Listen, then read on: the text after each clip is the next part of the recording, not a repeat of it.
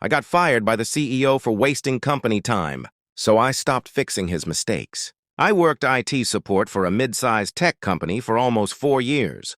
The CEO, Daniel, was one of those guys who thought he understood technology because he listened to podcasts about startups. Every employee dreaded getting calls from him.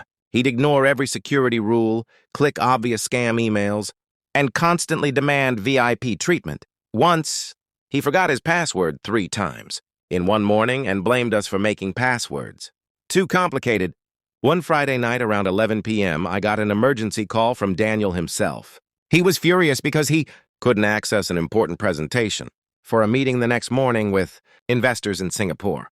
I remotely logged in and immediately realized the issue. He had dragged the entire presentation folder into the trash and permanently deleted it.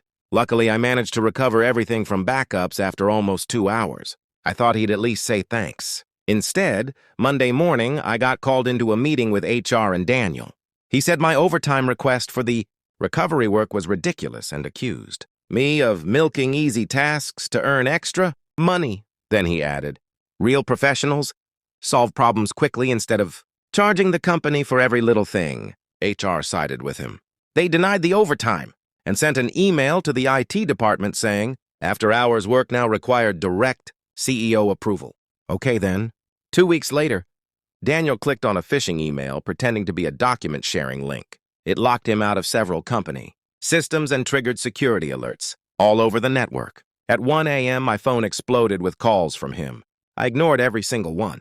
Technically, company policy now said I needed CEO approval before doing after-hours work, and he obviously couldn't approve it, because he couldn't even access his email anymore. By morning, the situation had become a disaster. Multiple departments couldn't access shared files. Meetings had to be canceled, and Daniel was apparently screaming at everyone. At 9 a.m., he stormed into the IT office demanding to know why nobody helped him. I printed out the policy email he personally approved and handed it to him. The room went completely silent.